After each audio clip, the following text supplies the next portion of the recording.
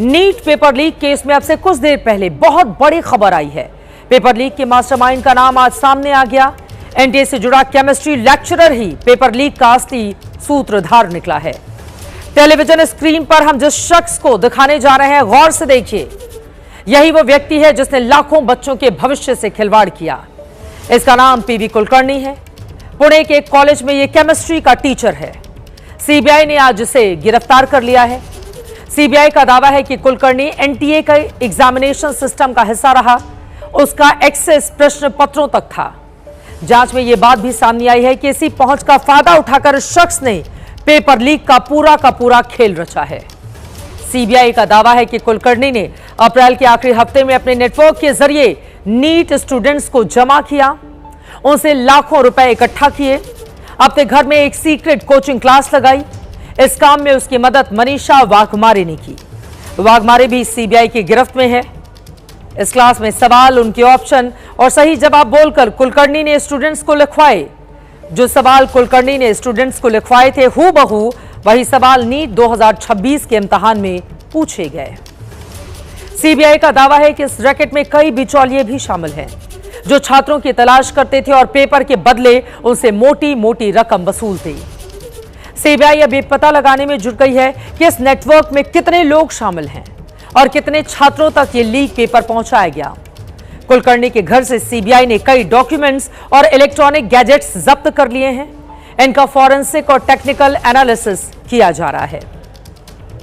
कुलकर्णी की गिरफ्तारी के बाद अब पेपर लीक की चेन पूरी हो गई है। पीवी कुलकर्णी से नीट का पेपर मनीषा वाघमारे तक पहुंचा। मनीषा ने यह पेपर धनंजय लोखंडे को दिया। धनंजय से पेपर शुभम ने खरीदा। शुभम ने इसे यश यादव को बेचा। यश से बिवाल ब्रदर्स तक पहुंचा और फिर सीकर और दूसरे राज्यों में इसे बेचा गया। हालांकि अभी सीबीआई इस बात का भी पता लगा रही है कि कुलकर्णी के एनडीए के अंदर और कौन कौन से लिंक हैं, ताकि पूरे के पूरे नेटवर्क का भंडाफोड़ किया जा सके। इस मामले में एक और डेवलपमेंट हुआ है। रद्द हुई नीट परीक्षा की नई तारीख का एनटीए ने ऐलान कर दिया। अब यह इम्तिहान 21 जून को होगा। गुरुवार रात को नीट को लेकर शिक्षा मंत्री धर्मेंद्र प्रधान के घर पर एक हाई लेवल मीटिंग हुई और इसी बैठक के बाद नई तारीख पर मुहर लगा दी गई। नीट पेपर लीक के बाद आज धर्मेंद्र प्रधान पहली बार सामने आए। उन्होंने चूक की जिम्मेदारी मानी और कई बड़ी बातें कही। इसके 3 अलग अलग हिस्से थे। पहला नीट एग्जाम, दूसरा पेपर लीक और तीसरा एनटीए। धर्मेंद्र प्रधान ने बताया कि 21 जून की परीक्षा के लिए एडमिट कार्ड 14 जून तक मिल जाएंगे।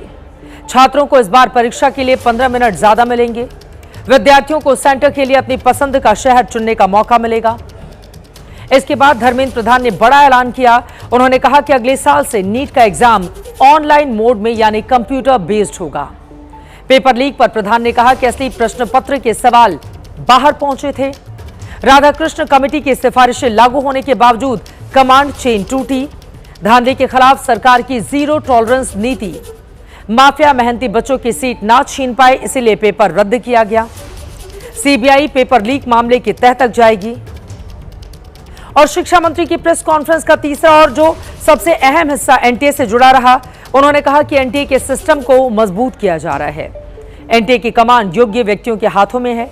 एनटीए सुप्रीम कोर्ट के आदेश पर बना है और वो अच्छा काम करे, सरकार की लगातार ये कोशिश है।